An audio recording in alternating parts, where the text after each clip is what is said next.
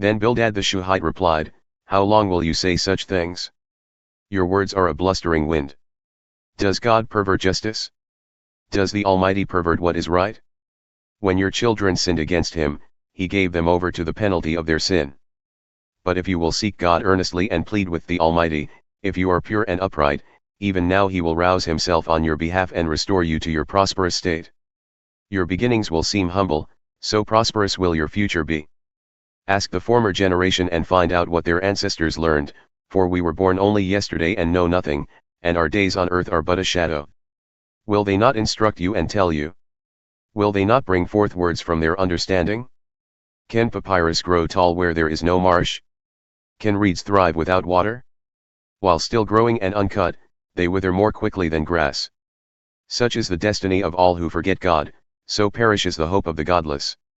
What they trust in is fragile, what they rely on is a spider's web. They lean on the web, but it gives way, they cling to it, but it does not hold. They are like a well-watered plant in the sunshine, spreading its shoots over the garden, it entwines its roots around a pile of rocks and looks for a place among the stones. But when it is torn from its spot, that place disowns it and says, "I never saw you." Surely its life withers away, and from the soil other plants grow. Surely God does not reject one who is blameless or strengthen the hands of evildoers. He will yet fill your mouth with laughter and your lips with shouts of joy. Your enemies will be clothed in shame, and the tents of the wicked will be no more. Then Job replied, "Indeed, I know that this is true.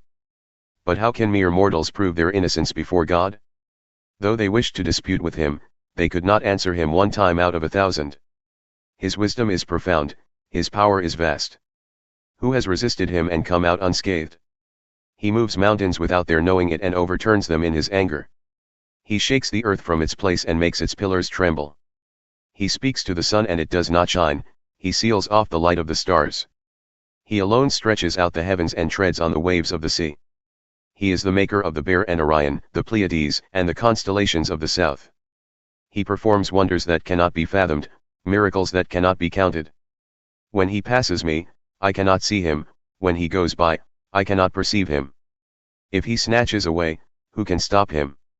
Who can say to him, "What are you doing?" God does not restrain his anger, even the cohorts of Rahab cowered at his feet.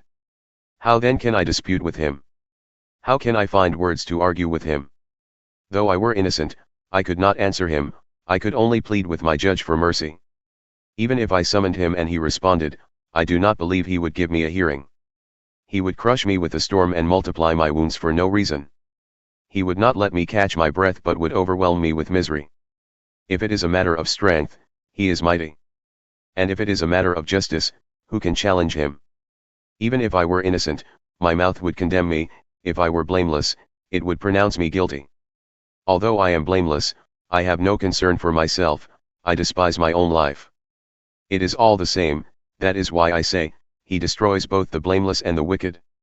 When a scourge brings sudden death, he mocks the despair of the innocent. When a land falls into the hands of the wicked, he blindfolds its judges. If it is not he, then who is it?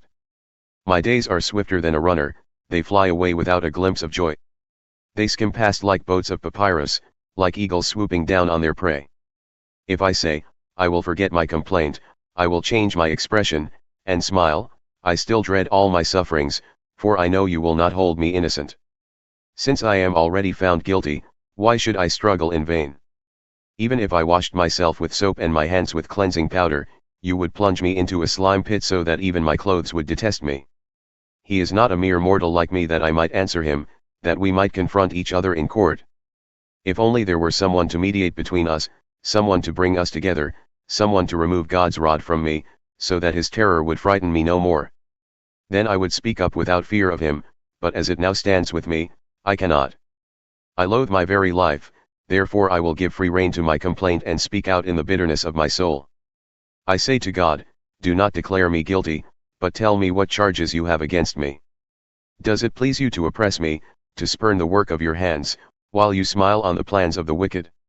Do you have eyes of flesh? Do you see as a mortal sees? Are your days like those of a mortal or your years like those of a strong man, that you must search out my faults and probe after my sin, though you know that I am not guilty and that no one can rescue me from your hand? Your hands shaped me and made me. Will you now turn and destroy me? Remember that you molded me like clay. Will you now turn me to dust again? Did you not pour me out like milk and curdle me like cheese, clothe me with skin and flesh and knit me together with bones and sinews? You gave me life and showed me kindness, and in your providence watched over my spirit. But this is what you concealed in your heart, and I know that this was in your mind. If I sinned, you would be watching me and would not let my offense go unpunished. If I am guilty, woe to me. Even if I am innocent, I cannot lift my head, for I am full of shame and drowned in my affliction. If I hold my head high, you stalk me like a lion and again display your awesome power against me. You bring new witnesses against me and increase your anger toward me, your forces come against me wave upon wave. Why then did you bring me out of the womb? I wish I had died before any eye saw me. If only I had never come into being, or had been carried straight from the womb to the grave. Are not my few days almost over? Turn away from me so I can have a moment's joy before I go to the place of no return, to the land of gloom and utter darkness, to the land of deepest night, of utter darkness and disorder, where even the light is like darkness.